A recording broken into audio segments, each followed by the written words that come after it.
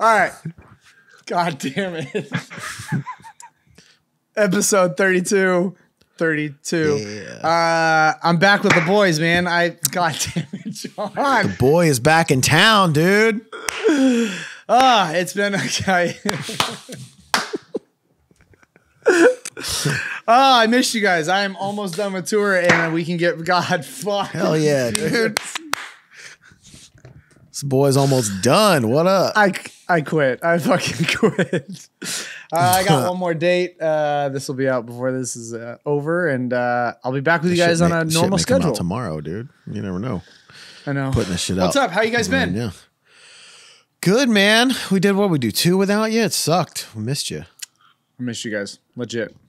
Yeah, there's like an organic part of it that it's. I mean, Zach and I are able to. If I had to miss it or whatever had to step out, I think we could do it. But there's just something when we're all together. I think it has that weird kind of you don't know sexual what's vibe. about to come out. Yes, for sure. Sexually. Also, we're sponsored by Clap On, folks. JR is gonna be so pissed. Oh man, at I hate us. this. Also, like John and I are together all the time, so it's like it's easy for us to like have like a conversation of like, like a normal conversation. Yeah. Like it's not that hard. There's a lot to talk about this week because we recorded one the week prior and we waited a week to put it out, so like we're a little behind. So we're like almost 2 weeks behind some of the stuff I want to talk about, but I want to dive into one thing real quick. All right. And then we'll get past it. Zach Myers, you have entirely way too many fucking guitars, my guy. No, I don't. I don't. How many guitars did you count? Okay, so I added the ones that I think are on the road, which there's probably more. I think there's 203. But you got to okay, but here's the thing. I sold like 30 last year, and I thought when I had sold that 30, because I went through and dude, there were just like things that like I haven't opened the cases in 15 years. You know what I mean? Like just sitting there. So I sold them, and I didn't want to bring them to a Guitar Center or whatever. I sold them on my Facebook. I would have much rather, I wanted a fan to have them. So I'd ask people like, hey, if you want them signed. And there were a couple that were really expensive that I obviously didn't sign. But I thought when I sold that 30 that I was down to like 140.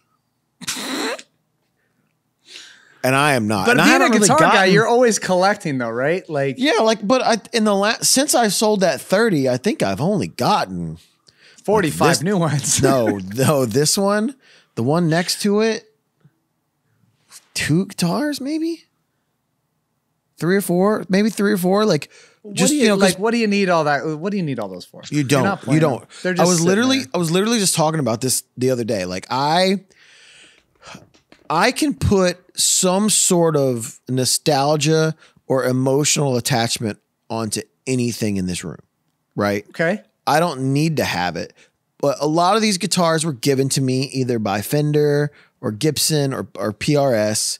And so like, I don't want to give away, I don't want to sell anything anyone's given me. You know, it feels rude. But I think it's time. I think my goal was like, I'm going to sell these 30 that I sold last year, and I'm just going to buy like a couple things that I want. Like really not, because the stuff I sold, like I think the most expensive one I sold was like an original Zemitis, and I sold that for like maybe like $5,000. Everything else was, $1,500, like nothing crazy, right? So what we're going to do here is we're going to do a charity giveaway in our comment section. So below, feel free to just message Zach, let him know which one of his 203 guitars you want. Yeah. When this podcast gets to 1 million YouTube subscribers, I'll give away 10 guitars. There we go. My cousin was wondering, because he follows you and stuff on the music, if hypothetically, if someone were to kidnap you or hold you hostage, or if someone broke into your house to do your with the Wisconsin house, his cousin, would they be better off? Would they be better off? They'd be better off robbing and stealing and selling your guitar collection or your shoe collection. Which is more bang for your buck? Yo, that's a great fucking question. Actually. And then me and Paul are going to talk to this cousin afterwards to see what we can do. I got some cousins on the other side of the border that I'm going to call. Hell yeah.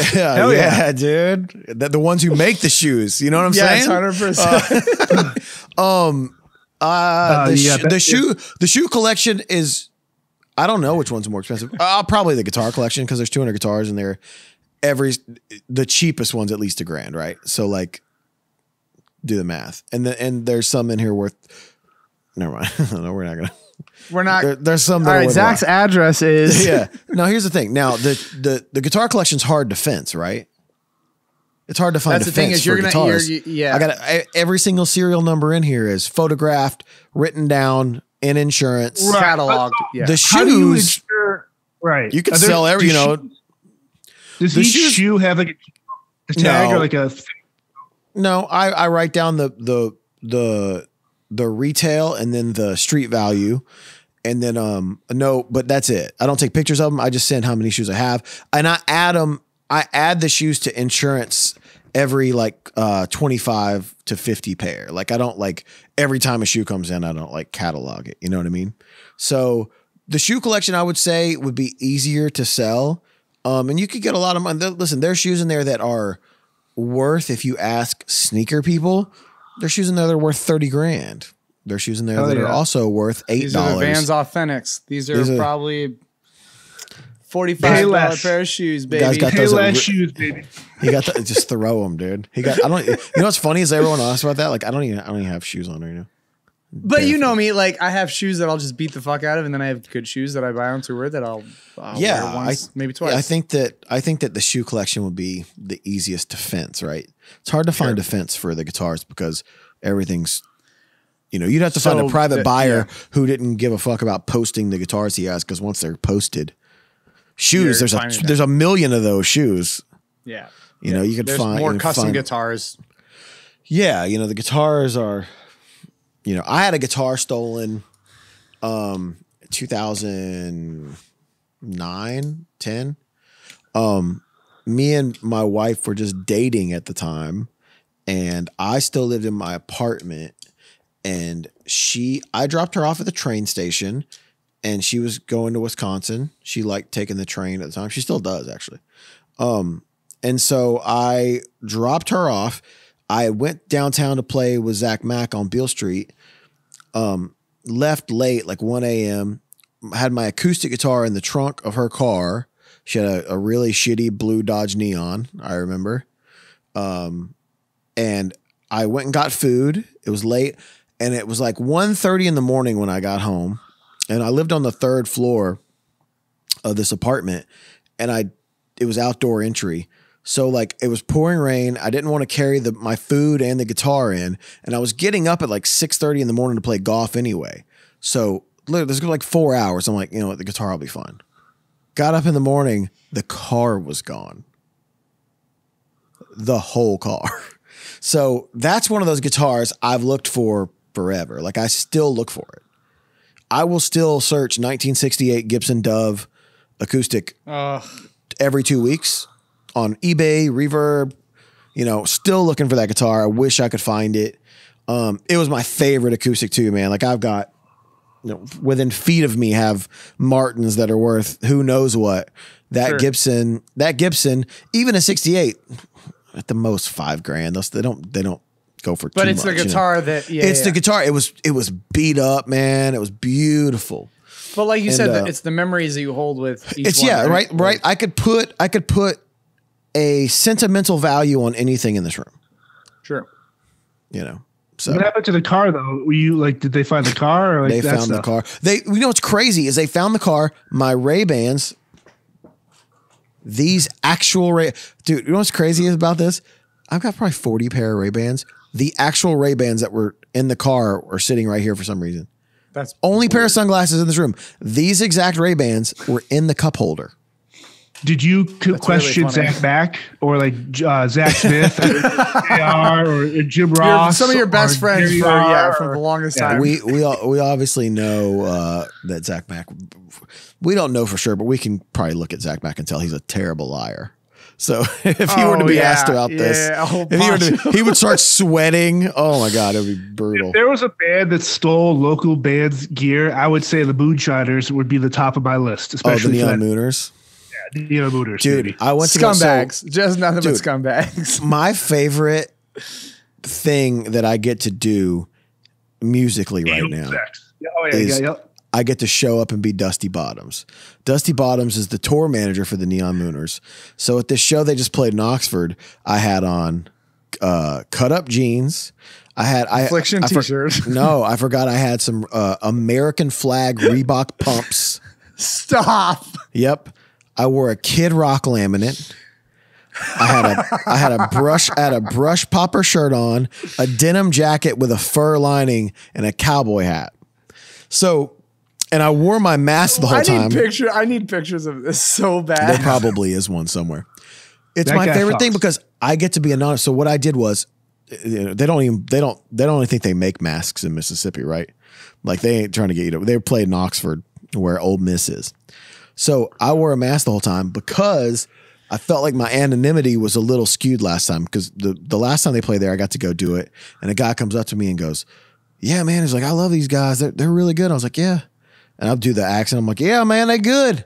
You know, and so the guy last time goes, man, I was like, I mean, I'm going to see a bunch of shows coming up, man. Like, we're going to see Smith Myers from Shinedown. And I was like, hell yeah, man. Hell yeah, brother. You're like, dude had no fucking clue it was me. Zero clue. So this time, just to protect it a little more, I wore a mask with the cowboy hat and all the things. Somebody comes up to me halfway through the show and goes, hey, I heard somebody told me one of these guys is Zach Myers from Shinedown. I said, ain't nobody from Shinedown here, Bubba. And just the guy just said, all right, and walked. Like it was like, it's one of the most fun things because that band, it's the Neon Mooners, by the way. It's literally Am without me. Yep. That's all it is. It's every member, every live. It's great. It's way better. That's what I'm trying to say. It's way better. Way less overhead. Yeah, way less overhead. The expensive guy's gone now. Yeah, touring in a Prius for sure. Veggie train and a bunch of Miller Lights. They're good. Yeah. So they do like all like 80s and 90s country. Only 80s and 90s. JR, will you please put a clip in right here? Because it's needed. JR, put a clip in here.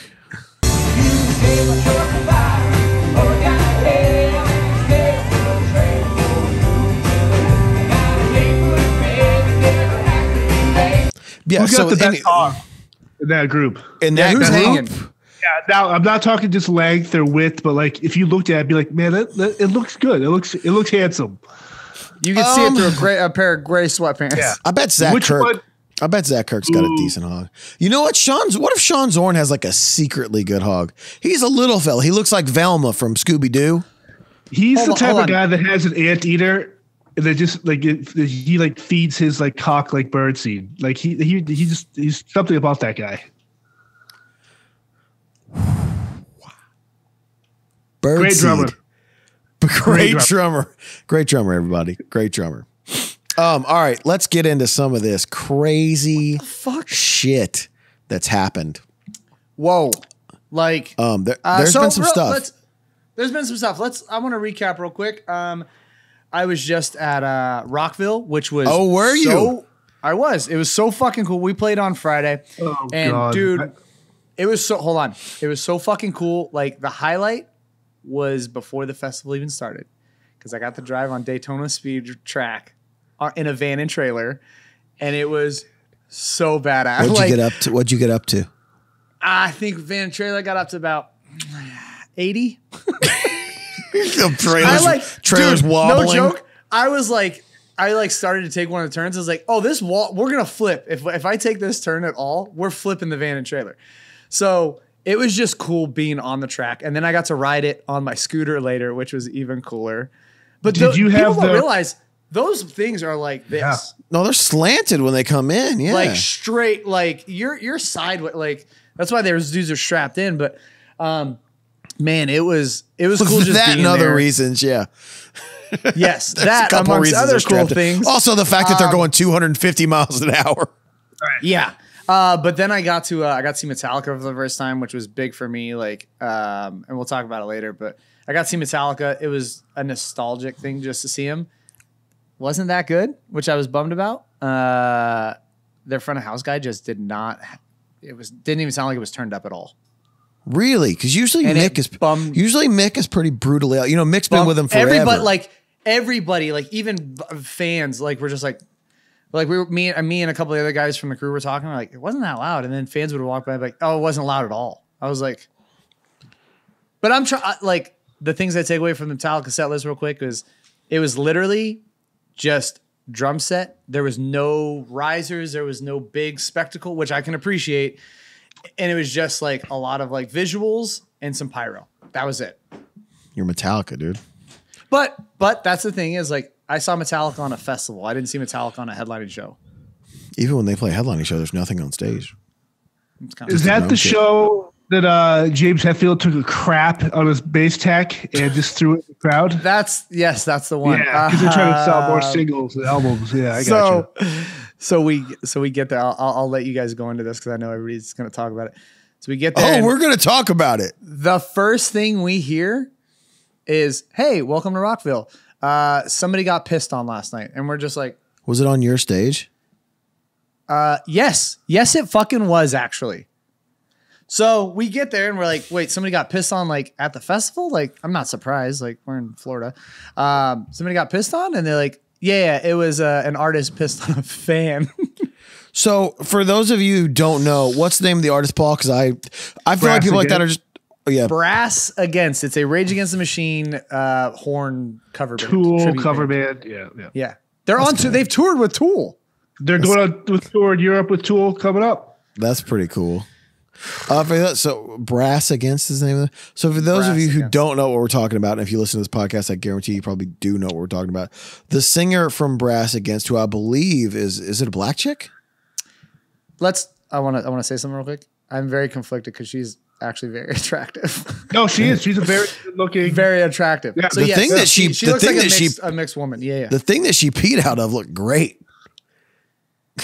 You know what I mean? It didn't look like it. Like it looked like it was a hose, which was surprisingly. Dude, like, what's up with that? She's had kids. She's had kids, dude. She's got to have kids peeing like that. But bro, so I know you got kids and you're peeing like that. I know the actual stage manager of that stage, and when I talked to him, he's like, the grossest part wasn't the actual act. The guy that stood up that had the pee in his mouth. He spit the pee out in the front row of the crowd. Yeah, and like, bro, that's not very Corona. That's not very Corona positive. We're in Florida. We're in Florida, so they don't even believe it. They don't even believe in Corona. That's pandemic. What is Give that? me a lime. That's all they're saying. Right. Dude, that's a VIPEE party, dude. When you said that the other day, I was legit dying. Anyway, here's the clip of it right here. We'll put the clip in. We're putting the clip in?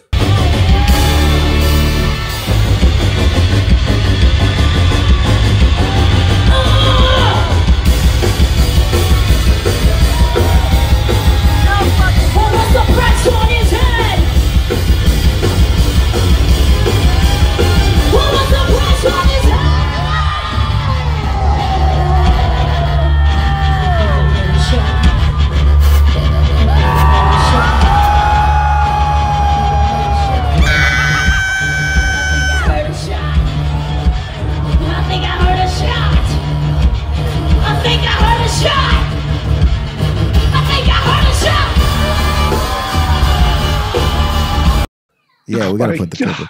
Bro, you can't put the clip in. Bro, that's so much pee, dude. I get nervous peeing in a stall next to somebody else. How are you just gonna like? Oh, I don't. But no, she like goes.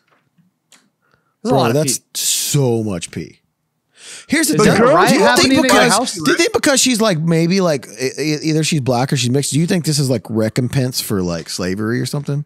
We're like not just talking a little about bit this. of payback. Just like a little bit of payback. No, you don't think she thought of it, dude? If she's in a Rage Against the Machine cover band, maybe that's what she was like. I'm gonna piss on this white man. So here. So real quick. Oh my god. Here's my thing on it. Okay. God damn it.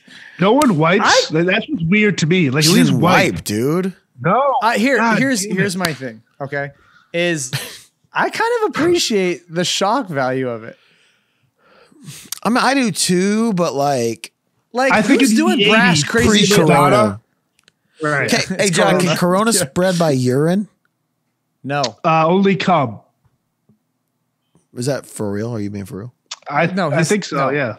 No, I think so. No, you're not. That's not a thing. Because it could be in the bloodstream. Yeah. In the tubes. I believe that probably. I kind of sounds legit. Like John's looking very convincing right now. I know my fallopian tubes, guys. Here's okay.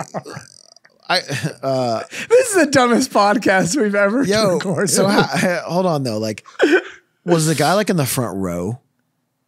I don't understand. I think he was just like, a fan that they picked out. Like, hey, I don't know how they went about. Okay, but like, I've only seen the video of the act. Right? There's got to be a video of like before that. Right? Who's trying to get pissed on? Like, yeah, like who's like any R. Kelly fans in the crowd? You know what I mean? Like, who's thirsty? Who is thirsty? Who needs a drink? Who needs a drink? The guy's like, oh, I'll go up there. He thinks he's about to get a monster, new flavor. All of a sudden, he's killing in the name of. He's sucking out of a slit off a skin. In the name of. Here's the thing. This is all people are talking about, right? When it comes to Rockville, hey, did you go to Rockville? Did you get pissed on? That's it. That's all people are talking about. Yeah, dude. Hell yeah. Do you think she ripped the queef on the guy too, or do you think she's just kind of like, I gotta stop? You know, sometimes when you like squat to pee, like a little bit of poop comes out. You think? Sorry, that was a very John comment. That was a John. What does that view look like? Did someone spill a taco on me? What is all this sour cream? What does that view look like? Having literally just a bucket of water, just pee. Listen, like, if that guy's in the crowd right there, and I would love to know. I want to know what start. Like, did the guy know what was about to happen? He was thirsty. What do you think? What's gonna happen? You lay down and hey, I'm gonna pee on you. Okay, you're gonna expect a couple different things. No, but did she say that from the stage? Is what I'm asking. Must have. Hey, lay down. Why else? Hey, I guarantee you, this guy has a cameo already. Guy who got peed on by Brass Against. My thing is the stage crew had to clean it up after. They had to clean up like mop. Bro, oh my God, dude. Whatever, dude. You imagine like the guy, the band who had to go after that. They're like putting their pedal board there, and the guitar player's like, pull a fucking pedal board right there. Yeah, do not put. Yeah. Could you imagine Charlie sitting side stage and see Eric take a piss on stage, and Charlie be like, "You fucking." Charlie would walk out on and execute somebody. I would not doubt it whatsoever. Man, I would love to see Charlie do that. Oh my God, that'd be so good. First show back. Anyways, getting peed on. Be acceptable to it, people. Come on. Just, pee on some people. It's gross. It's kids are the crowd, all ages. I'm glad the cops are involved. That's the thing. Like, it's disgusting. You have your own thing in your private life. Oh, I would. Dude, you're Ollie and Avery at these fucking shows all the time. They run around. They're like, Daddy, look, her lip starts leaking. And you're like, what? Her butt's leaking. John. Her play curtains all wet. John. It's like a clip swiffer. Dude, it's embarrassing. It's stupid. John. Play curtain. This man said play curtain. I can't. Come on now. So yeah, that to me was like, to me, you're trying to get press, or maybe you're not. Maybe you're just in the moment, right? And like that's like what you do. Speaking of in the moment, we got to talk about it. It's everywhere. We've been talking about it. I would love to actually. John and I haven't really talked about it, and Paul, we haven't really talked about it either. Astroworld and Travis Scott. I know John is going to be opinionated about this because John is in not just a personal security. Yeah, he's a partner in a security company. Yep. I actually, you guys got asked to do that? We got asked to testify what should have happened. And we turned it down. One, because again, we can Monday quarterback it, which is not really the best. You can learn from people's mistakes, but weren't there, don't know all the details. Now, do we all know from this industry what should have happened, what could have been prevented, and no lives should have been lost? Yes. But we're not going to go out there and we're not going to go out there and say this promoter, this venue, this artist without, but we were asked, they reached out and said, hey, could you tell us exactly what should have happened here? And we said, you know what, we're not going to get involved in this. I don't think you should. I think I'm going to let you guys go first, but I think it's pretty obvious what should have happened. My gripes aren't necessarily. Listen, it's fucking tragic. You know, at this point, I think 10 people now are dead. 2 people died after the fact, and 2 of them were really young. I'll get into that later. I would like to get y'all's thoughts on this. My gripes about this are very different than the typical like, oh, it happened, blah blah blah. If you don't know what happened, I'm sure everybody knows what happened at this point. Travis Scott had a festival. Go ahead, Paul. So do you want me to go? I'll go in first, and then John, you give from the app. I mean, aspect. I think that. Listen, again, I'm sure everybody knows what happened, but Travis Scott puts on a festival every year. It obviously didn't happen last year because of Corona. Called Astroworld. Astroworld was a theme park in Houston back in the day. It was Six Flags that he grew up going to. Yep. Everybody called it Astroworld, so he named his record that, named his festival that. Normally does really well. Travis Scott is a very enigmatic performer, you know. You're using some big words today. Sorry, I'm not really. I'm always a big word guy. I always have been. Big hog, big words. Zach Myers. Big words, big hogs. So, like you were saying, is 10 people died now, a lot of people injured. Here's my thing, okay? Because it happened during the show when he was playing. Mm-hmm. Anytime you've seen somebody come over the barricade and they can't move them, and they're in the barricade and they're assisting them in the barricade, you pretty much. Hey, let's stop for a minute. Or Brent will say, hey, let's stop. Let's make sure everybody's okay. Like, everybody good? Like, everybody He did stop the show. Did he? He stopped the show 3 times. Okay. So, hey, let's stop. Everybody okay? Blah, blah, blah. What's going on? Find out from your head of security. We saw ambulances, so he was like, hey, whoa. Like, you know. And they kept going, though. I have thoughts on this, but yeah, I want you guys to go first because I'm going hard on this shit. Kept going. I think the festival finished. Like the set finished. Everybody left. People were injured, passed away, all that. I have I'm not saying that things could have probably been managed way differently. My biggest gripe about this is his apology. His apology was him doing a lot of this just on a fucking Instagram like thing. Just, hey, sorry for what happened. Like, this sucks. Like, we're working out. He did not seem like he cared. I didn't see his apology. It was on Instagram because was it in black and white? Oh, shit. It was in black and white. And it was just like a lot. We talked about this the other week. Like, me and John were talking about this on one of the last episodes. All apology videos are in black and white. He looked like he was just tired, and he was just fucking high all the time. But no, like, management's like, hey, you need to put out an apology. He's like, all right. He was at Dave & Buster's with Drake, spending over $2 million after the show, partying. And he didn't know. Video, he didn't know. Which is my gripe: the lack of communication from all fronts. That's okay. You have your own festival. Like, you should. I mean, I would think you would give a shit, and you'd want to know what happened or what's going on. Zach knows if something is an issue with the security, if there's an issue with merch, if there's an issue with audio, if there's something wrong with catering. Because that's your job. That's your job, right? Like, to make sure that everybody's in the know. And so my thing is, he's and this to piggyback off Paul. The number one issue here is respect. If the crowd respects you, the artist respects the crowd, there's gonna be no issues.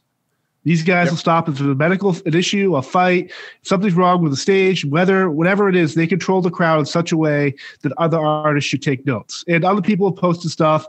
Other artists have done the same thing. Dave Matthews, whoever, stop the crowd, make sure it gets handled. From a communication standpoint, when that first barricade broke at noon to go after his super limited merch, they should have stopped the show there, paused all shows, get organized, redeploy, and figure out what the issue is. Once that's happened, they never stop the de-escalation of violence, the anticipation. People are happy to be out on the show. No communication whatsoever. If there is I remember we were at an indoor show in the pandemic for Smith Myers, and people were being unruly to, I believe this is Alabama Soul Kitchen, were being unruly to the venue staff. I pulled Brent aside when I bring him his water. Hey, man, could you just kind of do your thing, but you and Zach kind of help the venue diffuse the situation. Sure enough, did it. No more issues the rest of the night. That production team and the team around that artist is so afraid of their artist to do their job that they're afraid to tell us, hey man, you gotta stop the show. come off stage. Let's reassess the situation. What's going on? Figure out, let's get this handled right here. Because it's super embarrassing from an artist standpoint that you pay all this money for all these people to do their jobs. He had no security director. This was on night one, so the rest of the festival got canceled. Right. This is 45 bums. These paid PDs and whatever to fucking hang out and act cool. The people are afraid to do their jobs. Honestly, if that was Shinedown, an artist like Shinedown in that world, those deaths would not have happened. And I would take that to my grave. Zach? I have a lot. I have a lot here. So I thank all the fans who posted videos of us stopping several shows. I appreciate that. We're not Travis Scott. You don't understand what a Travis Scott show is. Travis Scott doesn't matter what you think about music. Doesn't matter if you don't like Travis Scott. It doesn't matter if you've never heard of Travis Scott. Travis Scott is the only artist right now who's the Beatles. That's what he is. He is the Beatles. He's the only person right now who can cause that much pandemonium. And not, and granted, he calls his fans ragers. That's like what he gets at, you know what I mean? But like, he is the only artist where fans will do that for, right? No, can we agree on that? There's no other artist. I don't know enough about him, honestly. You don't have to know enough about him. You can look at this and tell that like, he is the Beatles of this generation of like, people are like freaking out everywhere he goes. If he goes into a McDonald's, they chase his car. If he goes anywhere, they chase his car. Like it's a big thing, okay. Right? I'll talk about my thoughts about what happened. Obviously, again, fucking tragic and terrible. This is the one situation to me that doesn't trickle down from the top. John is right to where there was not enough security, right? B, the security that were there had no fucking clue what they were doing or the scope of the artist that they were talking about and dealing with. This guy, they've done it 2 years prior to COVID. They know. They know. They've done it, and it was obviously less staffed. It even looked less staffed if you looked at like the aerial photos. John's right. When the first barricade broke, you kick everybody out, and you go, "We got to get this barricade back in place. Call in 40 more dudes." And we got to figure this out. We got to figure this out. We have time. It's the middle of the day. We can figure this out before the show. So my kid's trying to get into my room right now. So now what I meant about this doesn't trickle down from the top is everyone's like, oh, well, he knew. He didn't fucking know. You think this guy's going to know that people are dying and not stop a show? Are you crazy? And then the people are going, well, all these other people stop shows. You know who didn't stop a show with people looking like they were dead the whole time? Michael Jackson.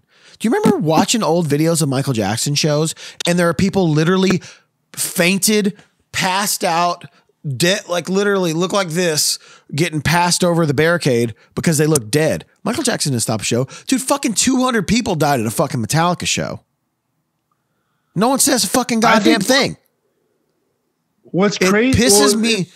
It fucking pisses me off. Yeah. It's, You've had people die at a Shinedown show, loaded, heart attacks. And so I've been there. Yeah, we've had people die. People do die. Here's the thing. Also, blaming the artist when now it's been said by police also that there was a guy going around injecting people in the neck with some sort of fucking drug. They even injected a security guy. They had to give the security guy Narcan, which is, the anti-narcotic, which fucking wakes him up. And then there's like, and okay, here, my gripe about it is the fact that I have several. No one came up and told him what was going on. There's a video of two guys coming on stage. They're rappers. That should have been done. That would be like a John John. Said, hey, John. Whoever his manager is, whoever anybody is, head of security, the promoter, like, hey, some dorky white dude probably from who knows, AEG, walks on stage and goes, hey man, I'm not supposed to be up here right now, but people are dying. You got to address this. Yep. And it would have been addressed. He would have addressed it. Like, okay, my other gripe is this. Like, there's like, first off, let me say this. If you're fucking grown, if there is a 3 in front of your age, starting at 3, get off fucking TikTok, you fucking nerds. You fucking nerds. What do you mean? If you're past 30 years old, don't fucking be on TikTok. Because everyone's getting their fucking news from like literally dude, I got kicked off Facebook for 7 days. I was off Facebook. I got banned from Facebook because this girl started talking about how Travis Scott was the devil. Not ceremoniously. Yeah, the devil, the actual devil, the fucking little red guy, little pitchfork. I'm the devil.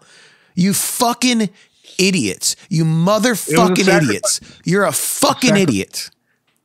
Yeah, he was sacrificed. Look at all this fucking evil shit that he did. I'm like, dude, the astroworld thing is like, that was like the entrance to astroworld kind of looked like that originally. And then, but they're like, well, there's a satanic painting that looks similar. You know what, motherfucker? I look like Ed Sheeran. Like, doesn't matter.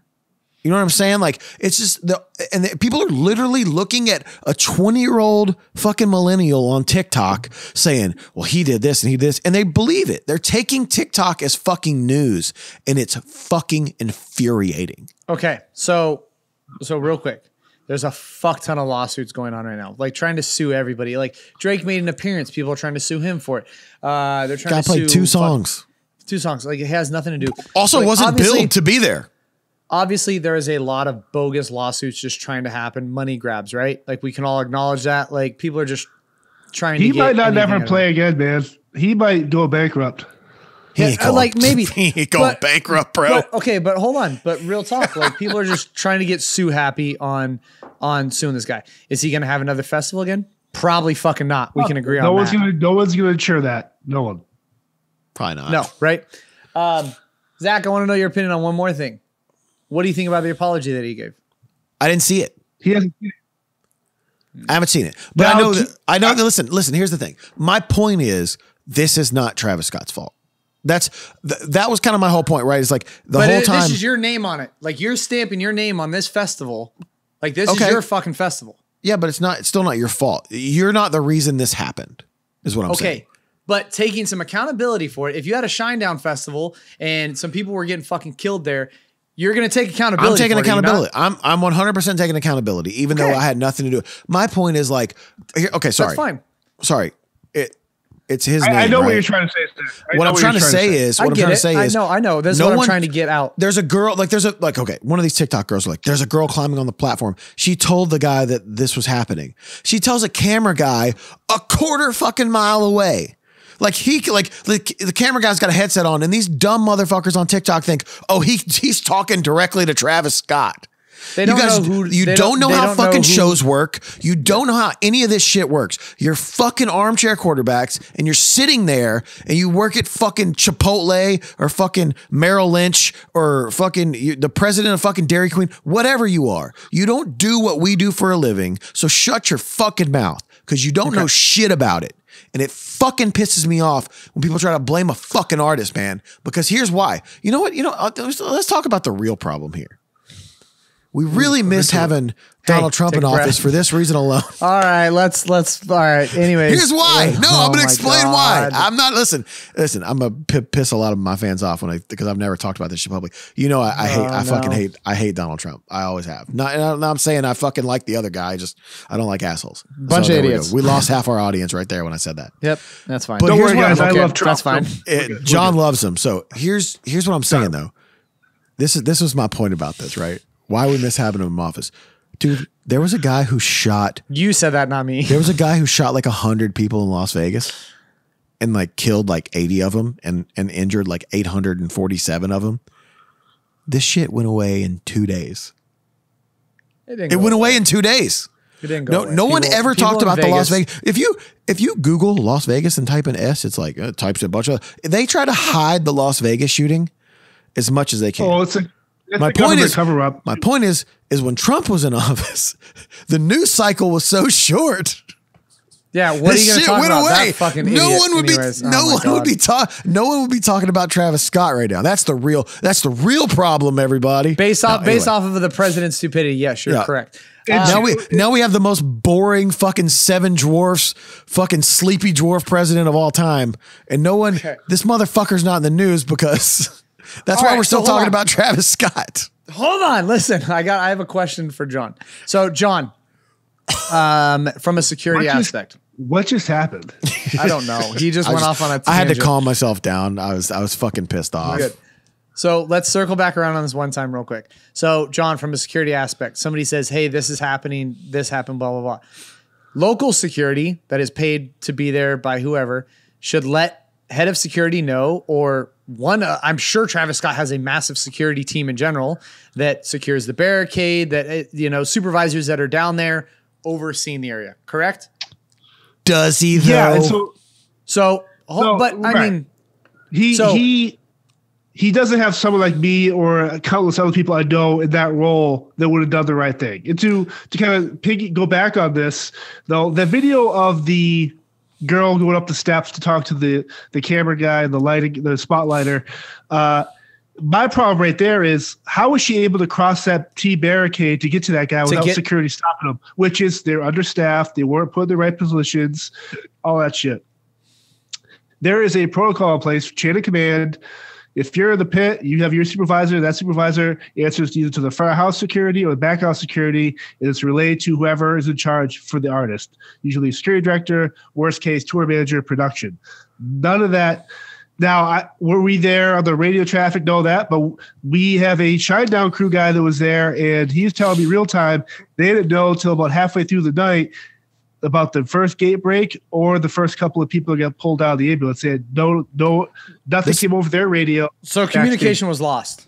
Yeah, Yes. 100%. There was no communication. And that, in the end, just like marriages, that's usually the problem, is there's no communication. So here's Your the thing. segues are impeccable right now. One of our crew guys, who has been one of our crew guys for a very long time, we won't say his name until I say it later, probably on accident, was there and had been there for like a week, right?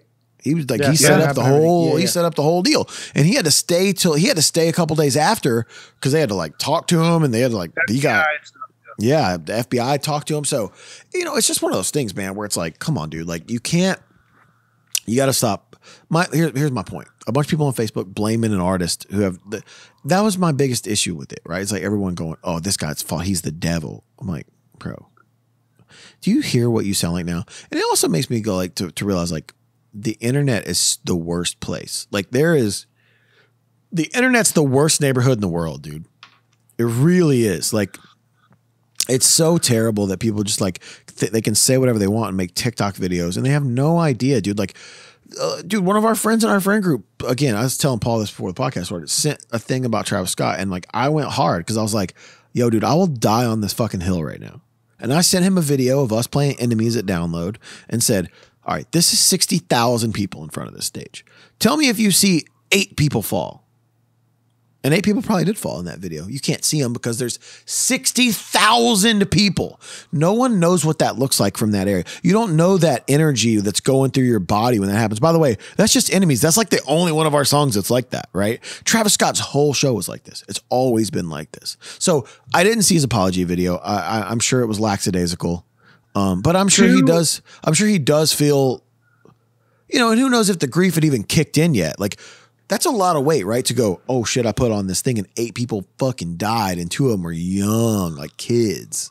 8 years old, I think was one of them. To both your points, I think what Paul is, correct me if I'm wrong, Paul, but when you are the face of your own festival, we all know the artists, they hire people to do their jobs, production, 100%. Whatever it is, but they hire the right people to do your job. So you are technically accountable for the people you hire's actions because they represent yourself and your brand, whatever. Now, and I think that's where, for me, I totally see both sides of that. Where as an artist, if this is Shinedown or Amigo the Devil, if something happens, you're gonna, if you're an artist at that level that's thinking like that about your brand and your product, you're gonna want to know after the show or during, hey, if there's something comes up, let me know real time what's gonna happen. Like, you want to know about weather, you want to know about all this other shit that happens. Why would you want to know about bad medical situations? Or see, that's my point though. I don't think Travis Scott is like that. I don't think that Travis Scott's not going to go. No. Travis Scott isn't us. You know what I mean? Like, he's also, I don't know what it's like to be a 10th that famous, right? So like, I'm sure that guy shows up to his shows and goes, does everything work? All right, I'm going on stage. Like, he isn't like me who goes into catering and makes a fucking bass player from the fucking opening band apologized to a catering lady because he made her feel like shit. Okay, but hold on. Like here's my gripe is like his manager, his publicist, his what the fuck ever, being hired by him to represent him. Hey man, this is a very severe thing that happened. I understand that this is a conversation you have. Hey, I understand this wasn't your fault, but everybody is going to be attacking you because this is your festival.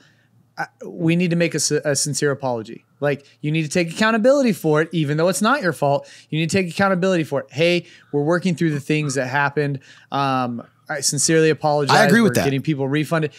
But that's the thing is, like John was saying, is people are so fucking afraid because somebody, oh, you're fired. Like, take the accountability. Like, hey, this is the job also, you have though, like, to represent an artist. This goes to show, too, like, why you never make video apologies. Dude, just put it in writing. You have your publicist. You talk to your publicist. You talk to your edit, whatever. You write something out. A sincere apology. You Don't put do it a out. video, dude. When you're like, you know, when you're high as balls and watch it, and then you're gonna be like, oh, this is. You'd be fucking annoyed. Here's my point though. Is like it's what happened wasn't his fault. Okay, that's Can we agree on that? It wasn't his fault, but it is at his festival. He has to be accountable for it being at his festival. There's also other video and instances where he's had gone to the crowd where his shoes got taken off, and he's telling people to beat the fuck out of this guy who took a shoe, pointing at him, and they start grabbing this guy. Oh, there's 100%. other. Listen, the guy puts on raging ass shows. That's kind of how he got famous, right? Way before he was ever fucking a Kardashian. I don't like that shit though. So yeah, but he got famous. He got famous because his crowds would lose their fucking minds, and he would jump from like a 30-foot platform into the crowd. You know what I mean? Like, but don't get pissed. Don't get fucking upset when your shoes get taken off, when your chain gets snatched, or anything in the crowd. That's your fucking choice. No, I agree with that. I'm not disagreeing with you that. Yeah.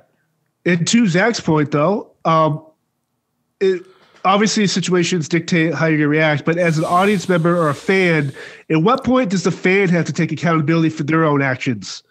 If you see a fan on the ground that looks hurt or got trampled, pick them up. I mean, I'm not big into Slipknot. I'm not big into all that heavy screaming metal you kids are into. But I tell you what, I watched a video of Randy Blythe at Lamb of God a couple weeks ago where this mosh pit looked like literally a portal to Travis Scott's hell. And someone fell. Motherfuckers who were fighting each other picked that person up. It's so, I don't know if it's a thing, but be a good to each other in the crowd. Like, the fans have to take some responsibility. I wouldn't even say it's a cultural thing. I think it's an age thing. Like, people in the Lamb of God pit are not fucking 15-year-old little kids trying to get Nikes.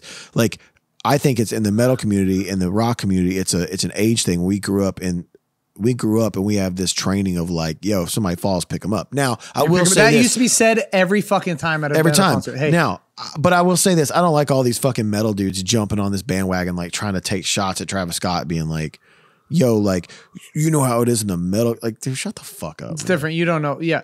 But here, you don't, guess what? Even, I don't care if it is fucking Slipknot.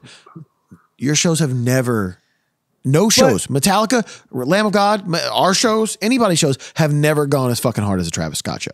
Ever. Okay, but Adele for sure. Yeah. Adele. Think about something real quick, and this is not something we have to get into. Blippy live.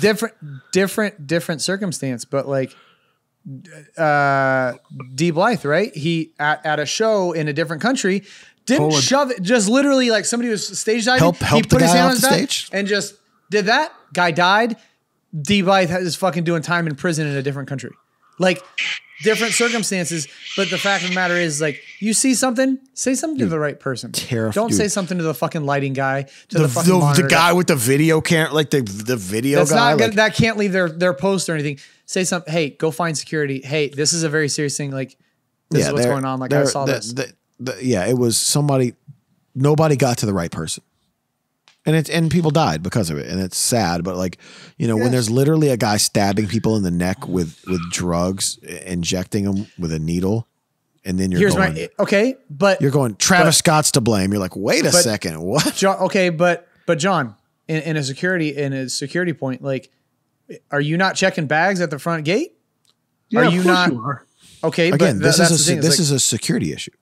there's a lot of things that are slipping through the cracks of like, okay, well, this dude's walking around with a bunch of needles full of whatever the fuck. This is should have been caught at the yes. This is a promoter and security issue. Period. This isn't the artist. You look at the layout, the T barricades and stuff. There's certain stuff there. You look at it from an artist standpoint or from a back of house, and you look like, dude, that makes no sense. If there's an issue with the crowd, the EMTs can't get in there and handle it because it doesn't go out all the way. There's just weird blowout gates, the ingress route. There's a lot that goes into it. It should have been avoided. And I think so everyone has to take. So we can say that we can agree on the fact that this is a promoter and security issue, and Travis Scott still should have taken. He's a scapegoat. Like he was it was his festival. I don't know if he was a scapegoat. Not scapegoat. He wasn't framed. It is his festival, and he's. But yeah, you're right. 100%. You're right. He was still a scapegoat. his responsibility at the end of it. It's his name. The point is, if he would have known, we all agree he would have stopped the show. Yeah, probably. I don't know Travis Scott at all. If he would have been told by the right people, the promoter, the manager, whatever, if he would have been told by the right people. One of my best friends, Reggie from Jordan, is very close with Travis Scott.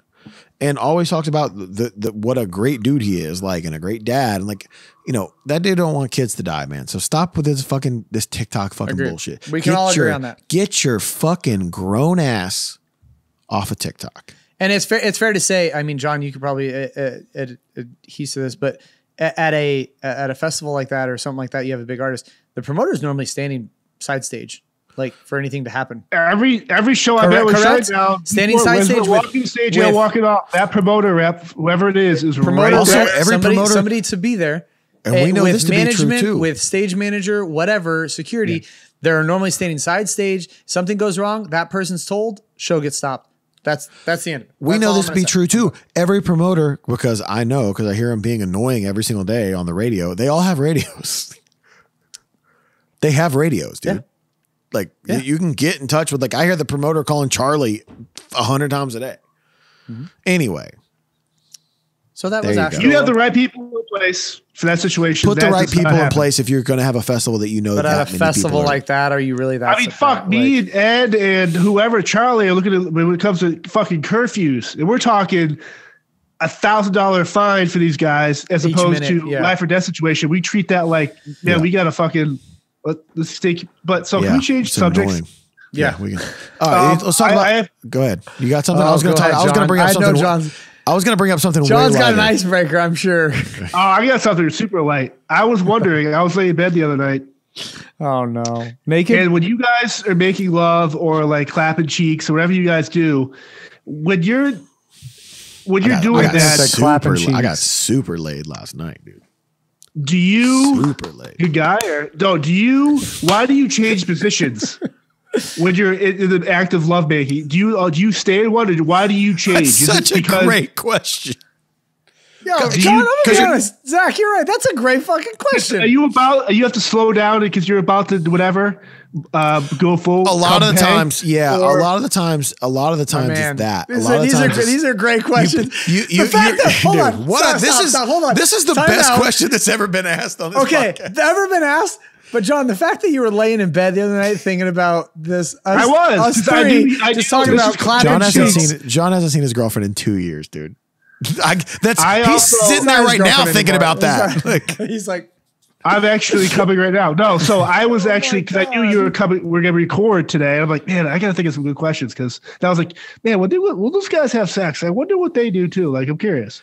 Most of the time, well, sometimes you want to see some butt. Sometimes especially when you're younger. Like, especially when you're younger, though. Like if you're like beating it up and then you like pull out and then you like switch positions, that's because you were about to come. Let's be real. People are about to get a lot of information about us. Yeah, like you were about to go. Now here's the thing though. Like I'm not like most dudes. What I found is most dudes who were like hitting it from behind, like that's their like coming position, right? Am I right?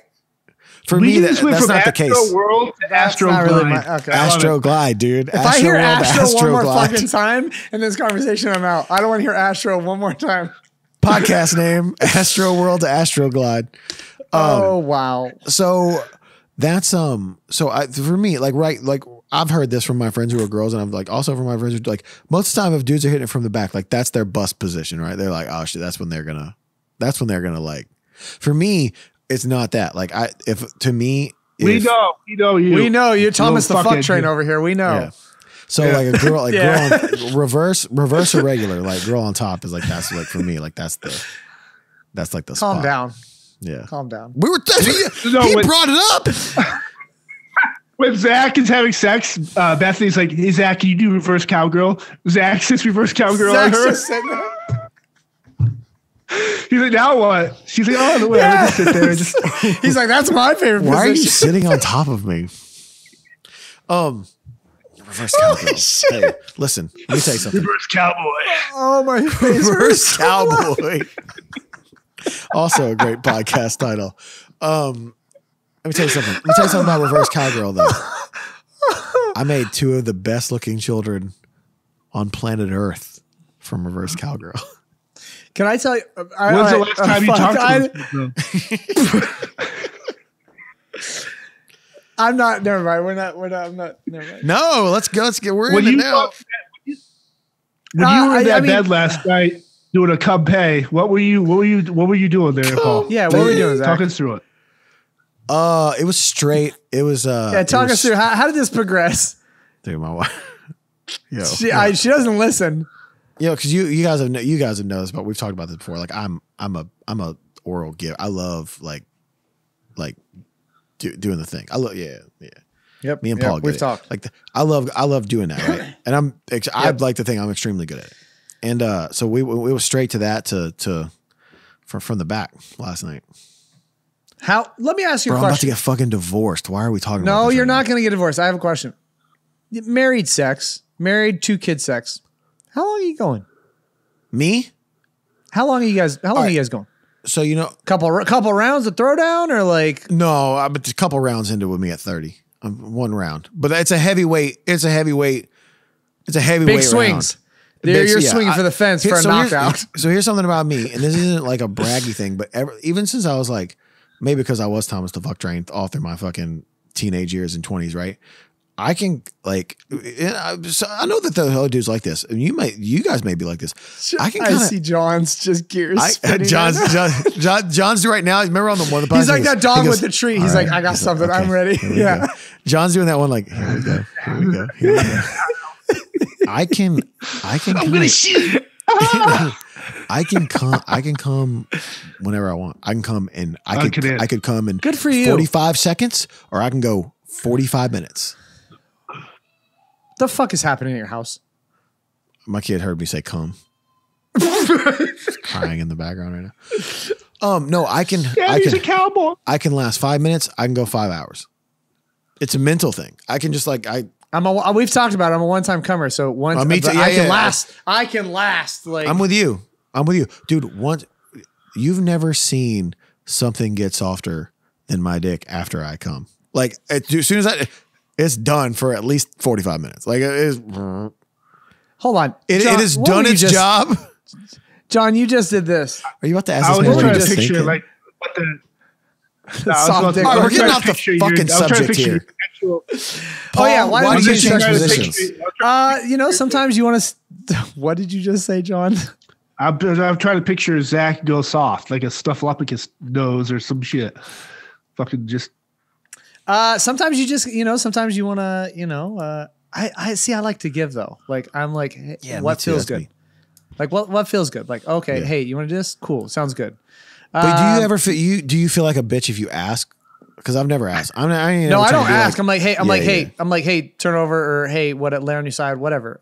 Turn over. Now, What do you mean? Paul, Just move. you How would- big are I these could- girls? I could- Just move them where you want them. You don't No, ask. but that's what I'm saying. Like I'm like, hey, fucking flip over. Like How Give the I old- pictured respect- Give me a Paul, double tap. well, Paul in his prime just- probably speaks like 4 different languages too. I Like, wish. do you ever like change languages in the middle of sex? No, motherfucker. What do you think? What this is is like? What is it? Yeah. I didn't do the about being accent, bro. fucked by I just did Dora? the line. So John, since you haven't seen your girlfriend in 2 years, Do you ever when change you're jerking positions off, when do you you jerk do you off? switch Yeah. positions when you're jerking off, or My left are you foot. in the shower and you're just like you get on all fours and you're jerking off? Like, what are you Have doing? you guys ever fucked your knees before? Let me tell you what. Have you No, ever I done, don't, John? You do one of these where you just go backwards. Yeah, the ghost with my stranger. hand? Strangers, You sit on your when you hand, sit on your yeah. hand. No, I'm talking about just like, normally you'd be like this. Do you ever just like turn it around? Do a little polish off, turn it around. I don't know if I would ever do that. Does that make any sense? JR is though? gonna hate this podcast. Oh my god. You're gonna have to give him a few guitars after this. When's the last time you guys have hawked a loogie on one of your boners? I've done it. Hawked a loogie or just Not like a loogie, good just- spit stream? yeah, just a Hawked a good spit loogie. on it. Hawked a loogie. You're Yeah, like, hawked a loogie. No. Gross. No, is that oatmeal? If Fucking camel wow. spit on this thing? If we weren't canceled before, we're fucking canceled Yeah. now. Like, Is that goat? We're talking about ourselves. Oh That's my true. God. Speaking of being canceled, thanks for I wanted to get into this. I love that there's more people now who can't be canceled because they refuse to be canceled. We talked about Chappelle. yeah. This week, Business Aaron Rodgers. Insider, Aaron Rodgers, same thing. This week, Business Insider published a hit piece on Dave Portnoy, president of Barstool Sports, and We're all big fans of Barstool. Yeah, we're all, Like, and I love I'm a big Barstool. fan of They're Portnoy. always good guys. I think Portnoy's great. They basically how he was like really like super rough in bed, and like this chick tried to write this article for 8 months. She only got 2 girls to come forward, and one of them accused him of rape, which is very serious, obviously.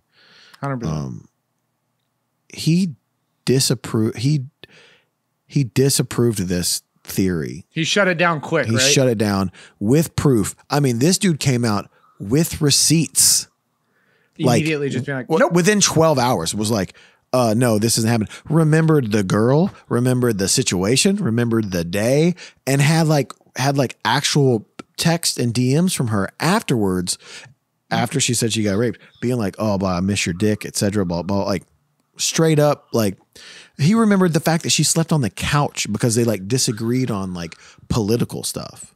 She thought he was like a big Trump guy, and he was like, no, I just interviewed him. Like, it wasn't like, you know what I mean? Like, it wasn't like, but like, so dude, he remembered everything. So it goes back to something we've talked about on this podcast before, is like, it's becoming more crucial now to like these people, everyone feels like they can come out, even if it's not true.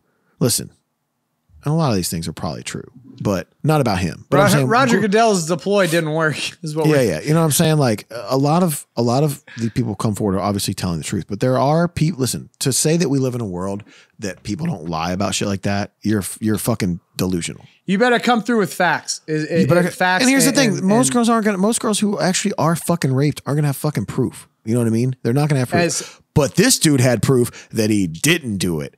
And it was fucking glorious to watch. It was glorious to watch him murder Business Insider within a 24-hour period, just discredit them. And then they started going after his advertisers, trying to cancel his advertisers because they were literally sending cold emails out going, you advertise with a guy who like does this and this and this and this.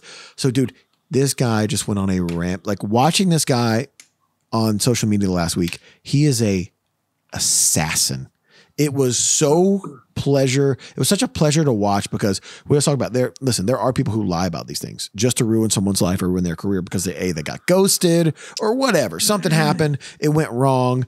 So watching people get just clowned for it when they lied about it, like I think that should be punishable by fucking jail time, man.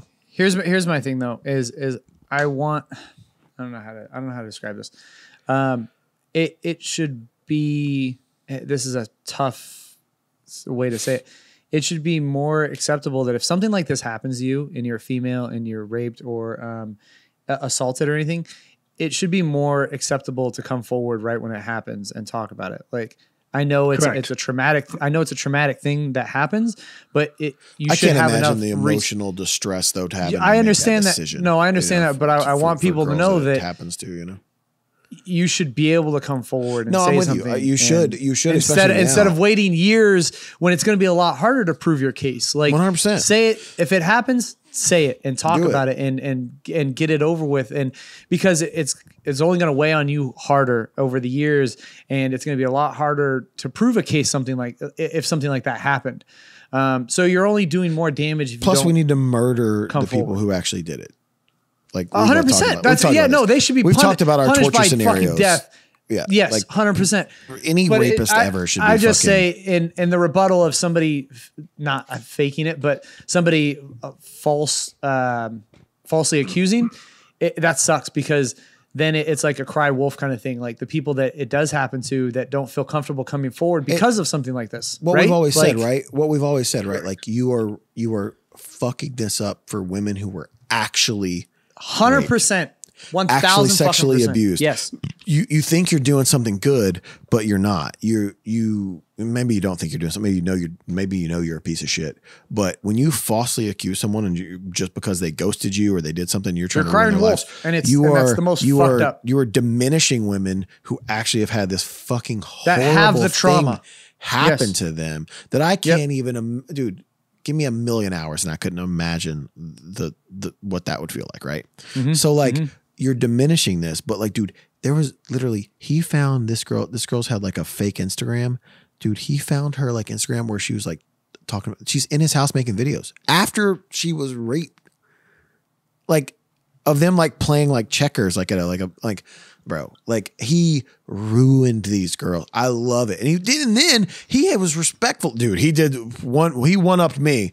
He was respectful enough to not say their names or post he blurred out their faces on the video. I'm like, dude, I would have drugged these motherfuckers through razor wire and then poured salt on them publicly for trying to ruin my life. Like 100%. That is crazy, man. Like, but dude, anyway, shout out to Dave Portnoy for being awesome. Dave Portnoy, yeah, but that just sucks. Like, you know, for the women that have been assaulted or anything like that, like that sucks. Like that's what I want to get to. You're diminishing what people. You know what I'm saying? Like you can't. John, what are your thoughts? I just think it's. I mean, I don't.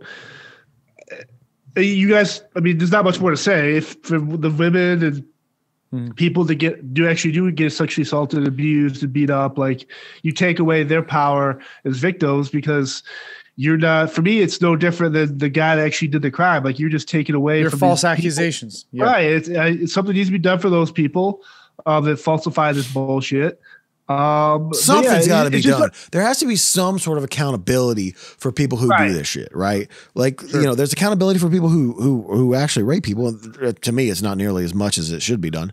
But the accountability for people who falsely accuse people and ruin their lives, because again, we live in a world now where once the accusation's out, you're done. You're done. All you got to do is accuse somebody, and then their shit's over with, right? Then their life's over. I'm so glad I'll never be able to like be in law enforcement or a public face. Because you would just kill some people. I'd be like, yeah, we're just gonna kill him. Like he's gonna stand there and we're all just gonna stone him to death for we're all gonna punish him for being a piece of shit. Anyway. I'm the worst. Anyway. Moving on. Hey, John, should we go into John the Shaman after that? John the Shaman, keeping you on track. All you gotta do is touch his big old sack of mail.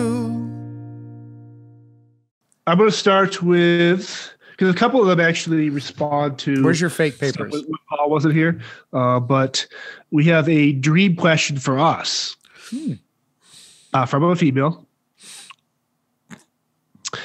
I have a question for you all. Have you ever had a dream about a loved one that has passed? And if so, did you feel that wasn't a dream but a visitation? I have dreamed about my mom several times. Some were just dreams to me, but on a couple of occasions, the vibe of the dream felt different. In one, this visitation, she was bathed in a bright yellow light and looked beautiful and healthy. In another, she was standing before me and just smiled when she said she's not supposed to be here. She never said anything. My dad passed away this past May, and 2 weeks after, he visited me. It was the same as my mom. We were sitting across from one another, like I said, and he said, "You're not supposed to be here." He just smiled. This is weird because my dad was a talker. He would have said something, I would think. Some believe that when you are visited by a loved one, your soul actually leaves your body and meets your loved one. No wonder I'm so tired after I wake up. What do you guys think? Love your podcast. Look forward to it every week. That is... I mean, I've never had I would say I've had dreams about loved ones or people I've missed or that passed away. I've never actually, I don't recall ever having a face-to-face with a ghost or a spirit. I don't know if that. I don't. I've never had that experience. Mhm. Do I think that stuff happens all the time? 100%. I've heard stories from people that I believe them, and I do think there's something that's one of those unknowns, right? The afterlife and what happens when you die and stuff. So I don't know. I mean, I think if there was a loved one I didn't get to say goodbye to, maybe I could get my my final goodbye to that person via he comes back as a ghost or she comes back as a spirit. I think it's something really powerful, as long as it's not some fucking demon or a succubus that is latching on with negative energy and stuff, which I think that there's a place for that stuff as well too. Sure. Zach? It wasn't a dream. We've talked about this thing before, but when I was 14, my cousin committed suicide. And when he died, I had this, my grandfather on my dad's side my dad's dad was a jeweler. And when I was about 5, he gave me this, you remember gold nugget rings back in the 80s and 90s? Your mic is like clipping. Looked like a chunk. Oh, sorry. It is? My mic? Sounds like it. Maybe not. Is my mic clipping to you, John? No, I hear it. Oh. No, you're good. Good. So remember gold nugget rings? They look like a little nugget. It was like gold. It looked like a little chunk kind of. So my grandfather gave me a real gold nugget ring. And when my cousin died, right before they closed the casket, I put it in the pocket of that ring that I always wore. I wore it every day, like a pinky ring, like I was some sort of fucking gangster, like at fucking 13, you know. And I put it in the pocket of his coat. A week after he died, I was at Target with my dad, and we were driving, and there was a kid who worked at Target pushing carts, who looked. I'm getting chills talking about this right now. Looked exactly like my cousin. Like, I mean, I would dollars to donuts would have been like, that's my cousin Justin. And he kept staring at me the whole time. He's like pushing carts in, you know, he's like a cart dude, pushing carts in, staring at me the whole time. And on his left pinky, he had a gold nugget ring. I swear to God. That's fucking like it's nuts. like making me like want to cry talking about it, because it was that's fucking nuts, dude. Yeah, it was like one of the realest things I'd ever seen, and it felt like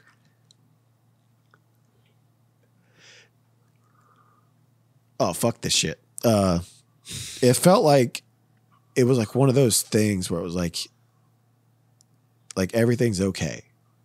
Yep.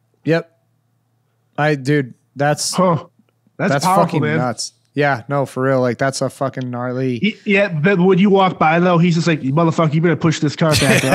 Like, bitch, why am I pushing all these carts by myself? Like, he was actually looking at me. He was actually looking at me to come help him. Right. He's like, you just gonna watch me, dickhead, or what? Like, yeah. This metal snake is wrapped around the parking lot trying to push this shit back. Yeah, this ain't gonna do itself, my guy. That was like before they had those like new things that they have now. Like those kids, like they pushes it by for like him. a rope now. Yeah. Yeah, it's crazy. Anyway, I just cried on the podcast for the first time, so that's there we go. I used to have after my dad. I'm not gonna cry because now I'm thinking about it. I used to have, after my dad passed away, I had a dream one time that I was at a drive-through of a restaurant, a fast food place, and Mexican place probably.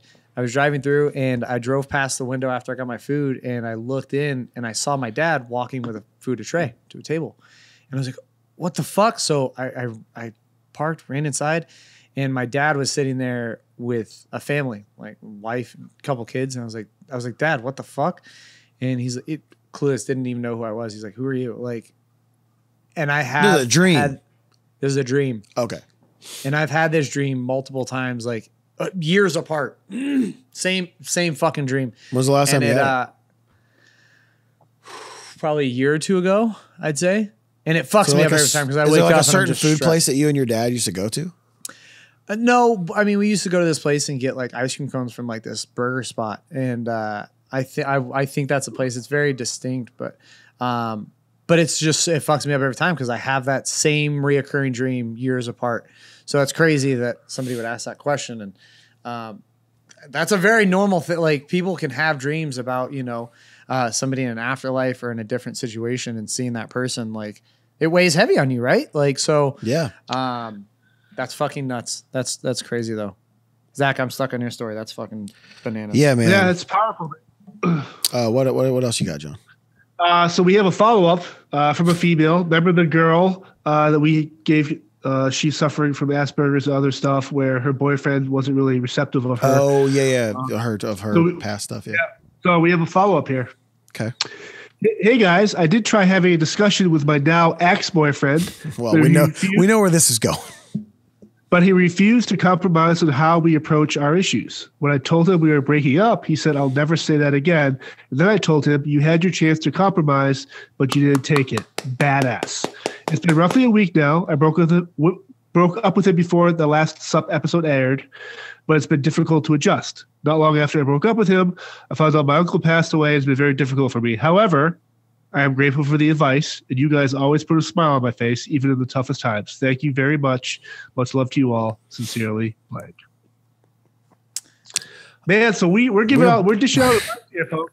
We're breaking up couples. Gurus here. We're breaking up couples. Here. Yeah. The next one's going to be this chick's in an insane asylum now because she got Sorry for your uncle's loss. But you know, it's a win, I think, having somebody that cut out of your life that doesn't support you and know how to, you know, be there for you. So good for you. What else you got, John? I agree. This is from a guy. This is a question for us. On the topic of searching your favorite porn searches, if you guys had to decide or figure out what search that each one of you had, what would you say that person's fetish is when it comes to porn? You guys take this one away. So we're guessing for each other? Yeah, like it could be 2-on-1, 2-on-1 for each person. So me and Paul have to figure out what Zach is and vice versa.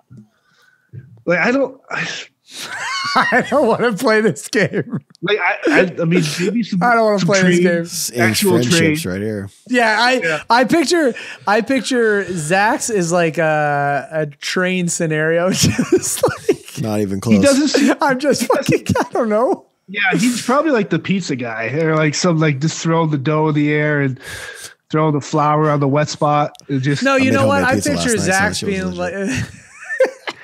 I don't like. I'm trying to. He doesn't look. Zach doesn't look like the type of guy that's like really into intricate shit. Big tits, huge ass, big titties. No. Also, I feel like Zach's a very wholesome search guy. Like like girl next door, literal girl next door with four neighbors. Don't really watch it anymore. You know, I haven't watched it in a while. So like, I'll tell you what it was. You've been home for a while. Yeah. I've been home. I'll tell you, I always love like black dudes, white girls. Huh. Interesting. Yeah. Taking just an actual big hog. Yeah. Yeah. Okay. Hey. Like, you know, there's like dudes that are like two girls. Like I've never liked two girls. I'd much rather watch a dude. That doesn't do anything for me. There's no finish. Yeah. There's no grand finale. Just four shovel handles and a truffle pig just going at it. All right. I think John's is like, I just graduated from high school. Stepdad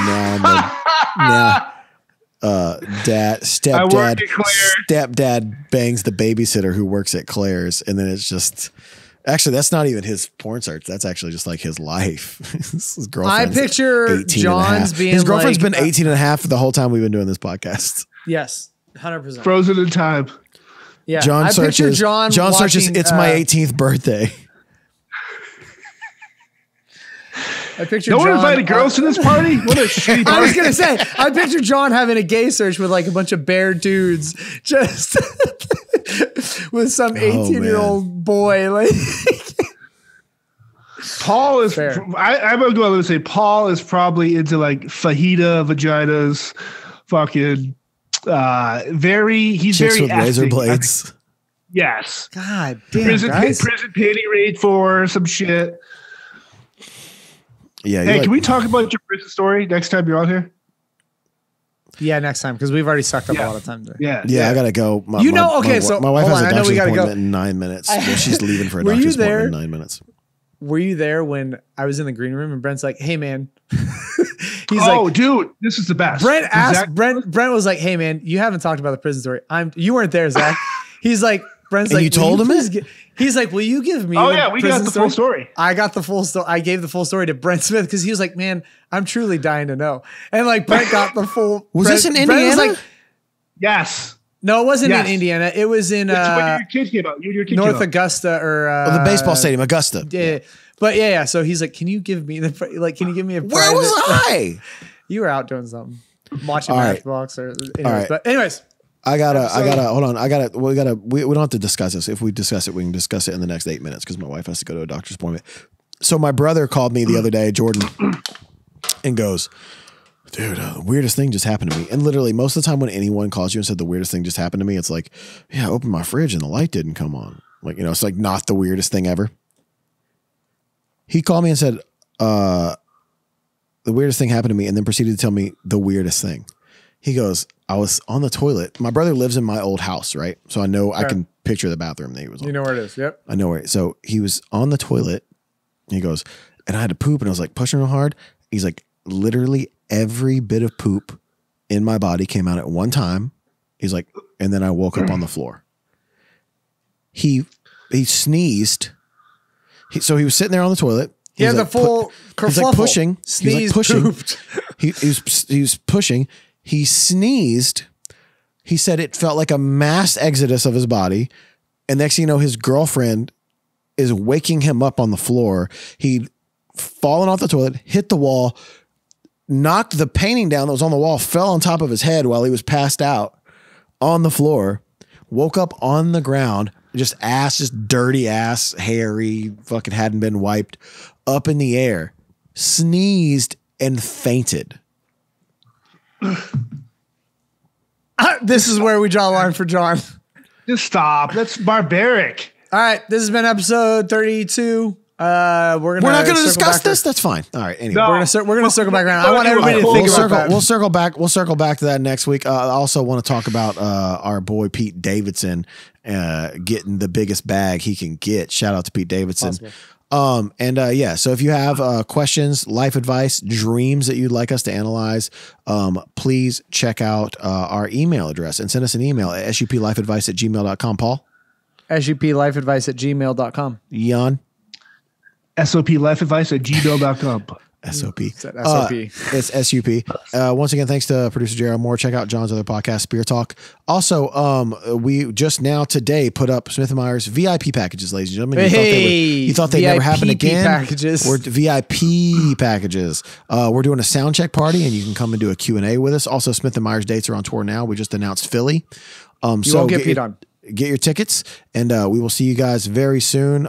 From Paul, myself, John, please subscribe to the podcast on YouTube. If you enjoy it, send it to your friends. Click the notifications bell. And thanks for listening every week. And we will see you next week. You nerds.